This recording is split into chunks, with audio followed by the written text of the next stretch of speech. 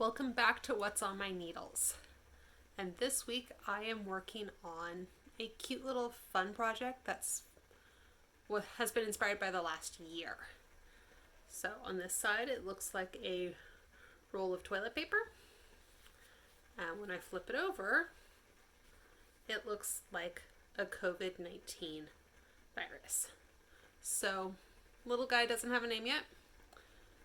Don't know quite what I'm going to call him. There will probably be a correction to this segment right here by the time this actually airs. So the way this one is done is this side is knit first, and then the top of the toilet paper is done, and then it's knit around the sides with a little tail for the last little bit of the toilet paper so it doesn't just look like a marshmallow. So this week I'm going to show you how I work on the COVID part, and then next time I will show you how I work on the toilet paper side. So let me get set up and I will be right back.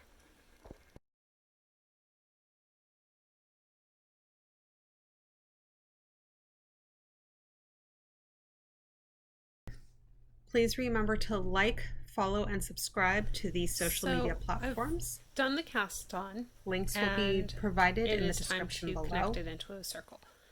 So this is one of the points that most books are very, very, very cautious about, like in explaining how it's done. So if you notice, all of my blue is pointing towards the center, and it's not twisted at all. And that way, when I start knitting, it's not going to end up twisted. Twisting the stitches at the very beginning makes it a lot harder to actually work up anything that's knit in the round. So there's a reason why the be sure your stitches aren't twisted is in pretty much every circular knitting pattern, be it gloves, socks, sweaters if they're done in the round, or stuffed animals. So this is just working around straight. I don't really bother doing anything all that special because I use the tail to mark my start of round, and this is so small it's pretty easy to keep track of where I am. But what's interesting with the COVID is that there are these little spikes, little things that look like spikes or like golf ball tees sticking off of it. And I kept having this question of how do I do that, especially since they looked trilobal. So it looked like a kind of squished triangle. And I know that's even the pictures we've been seeing are more or less artistic expressions of what it looks like. But still, how do I do that? So that's where I got stuck for a really long time in creating this little guy. And I'll show you how that bit works up when I get up to there. But I'm just going through and double checking my stitch count. That's why you see me pulling down on the hem every once in a while. But if you remember the demo piece, the blue wasn't there. Well, that's because I end up using those stitches as live stitches a little bit later on.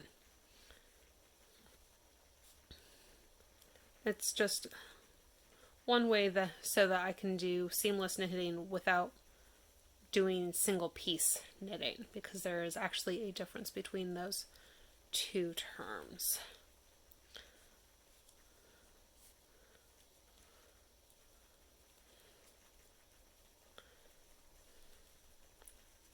So this is my last round before it gets a little bit more interesting. For those of you who have watched any of my stuffed animal videos, you will actually recognize how I'm doing the little pads that those little spikes stick up from, because it's the exact same as the feet on any of my other projects.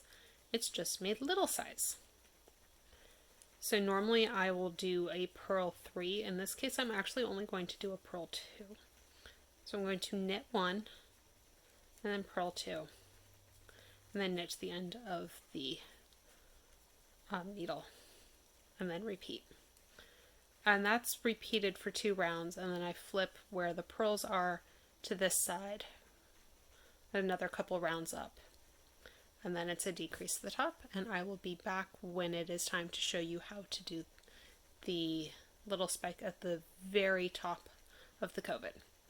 So be back in a little bit. If you would like to help fund this page, please find me on Patreon at Theatrical Crafts. So I have finished the body of the little COVID, and now it's time to make these funny little ends look more like the trilobal little ends that are in the original.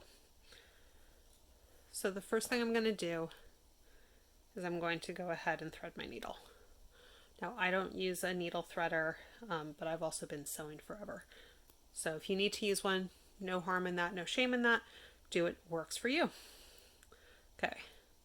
Now I'm going to insert my needle under the first bind off stitch,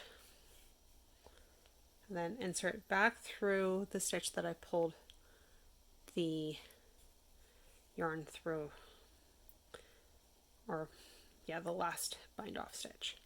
So now I'm going to go ahead and insert my needle through the gap here. So that gap was made through a yarn over.